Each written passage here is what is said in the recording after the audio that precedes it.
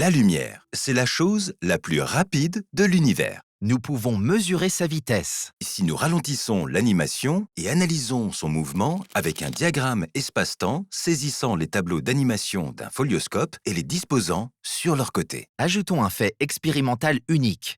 À chaque fois que quelqu'un mesure la vitesse de la lumière, il obtiendra la même réponse. 299 792 458 mètres par seconde. Quand nous dessinons la lumière dans le diagramme espace-temps, sa ligne d'univers doit apparaître selon le même angle. Nous avons vu précédemment que la vitesse, ou les angles des lignes d'univers, changent quand nous regardons les choses du point de vue d'autres personnes. Pour explorer cela, voyons ce qu'il se passe si je commence à bouger. Tandis que je reste immobile et braque le laser sur Tom. Construisons le diagramme espace-temps.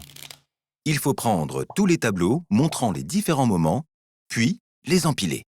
Sur la vue de côté, nous voyons la ligne d'univers de la lumière du laser avec le bon angle, comme avant. Tout va bien.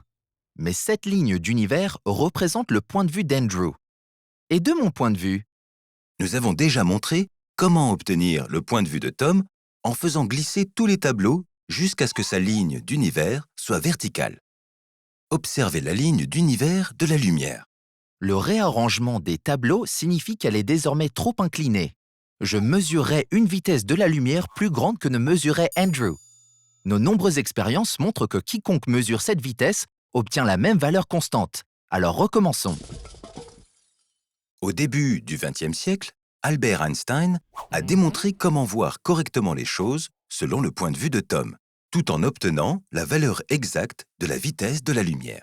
Premièrement, nous devons coller ensemble les tableaux séparés en un unique et solide bloc. Cela nous donne l'espace-temps, transformant l'espace et le temps en une entité régulière et continue.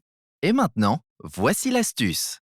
Il faut étirer le bloc d'espace-temps le long de la ligne d'univers de la lumière. Puis l'écraser de la même quantité, mais perpendiculairement à la ligne d'univers de la lumière, et abracadabra! La ligne d'univers de Tom est devenue verticale, donc ceci représente le monde de son point de vue. Mais plus important encore, la ligne d'univers de la lumière n'a jamais changé d'angle, et donc la vitesse de la lumière sera mesurée par Tom à sa valeur exacte. Cette superbe astuce est connue selon le nom de transformation de Lorentz.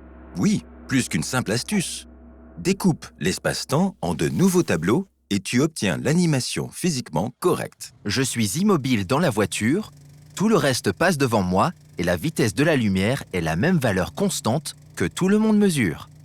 D'un autre côté, quelque chose d'étrange est apparu. Les poteaux de la clôture ne sont plus espacés d'1 mètre de l'autre, et ma mère sera inquiète de me voir si mince.